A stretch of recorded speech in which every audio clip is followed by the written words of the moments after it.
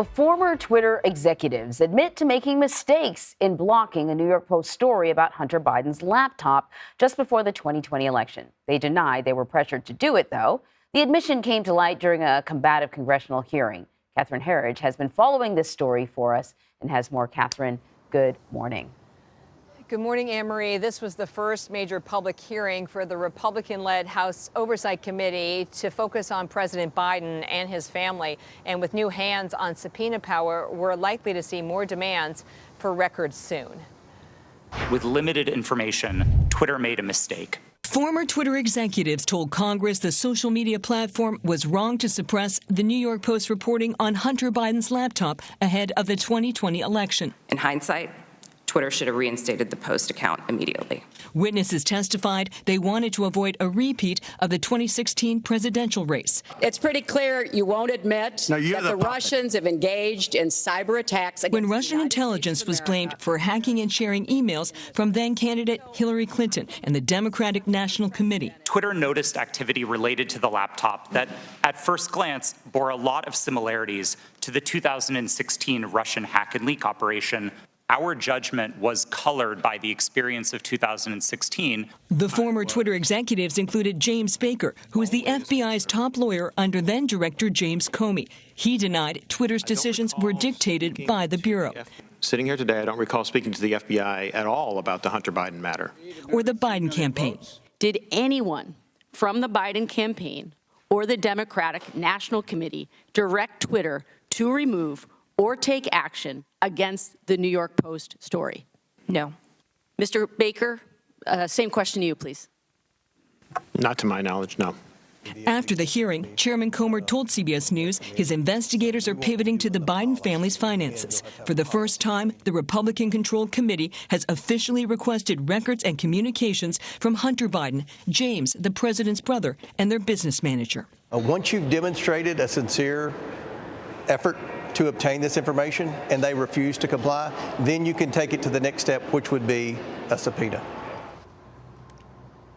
And the chairman did not rule out issuing subpoenas as early as April. CBS News reached out to the parties and attorneys for Hunter Biden, but there was no immediate response, Anne-Marie. All right, so you gave us a really good sort of snapshot of how we got here. But for people who haven't been paying attention, they've been hearing about this laptop. Give us some context. Where does the concern about material on Hunter Biden's laptop come from?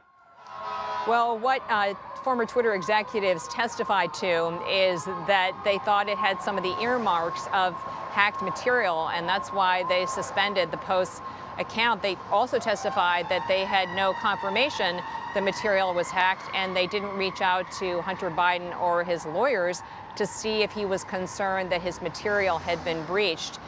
Just for context, CBS News obtained a copy of the laptop data. This is the cleanest chain of custody for what was provided to the FBI a couple of years ago. And our forensic review showed no evidence that the data we obtained was hacked, compromised, or files were added in any way, Anne-Marie.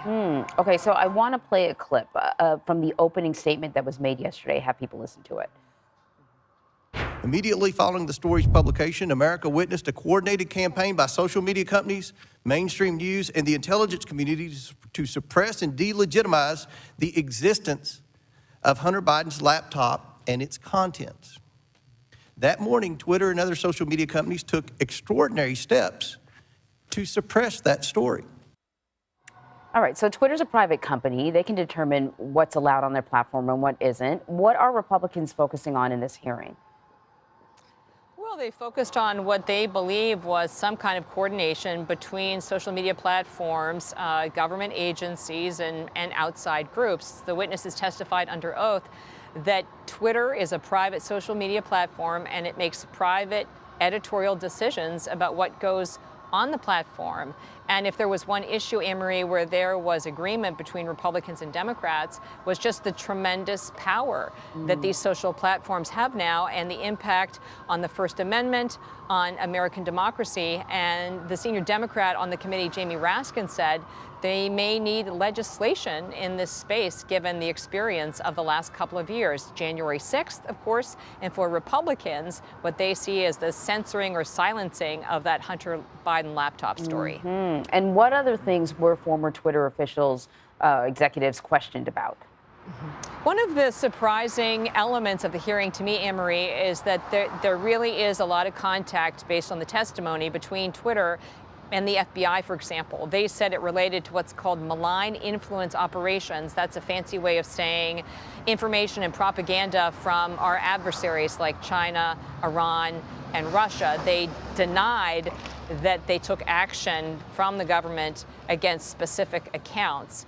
In addition to that, we learned that there are a lot of queries that come into social media platforms like Twitter, not just from Democrats and Republicans, but they said there was an instance from the White House that related to Chrissy Teigen and a tweet apparently that the White House didn't like. So they get a lot of inputs from people saying they don't like the content on the platform. But the witnesses testified under oath that it is Twitter as a private entity that was making those decisions. They did not make decisions based on the direction of government agencies or political parties.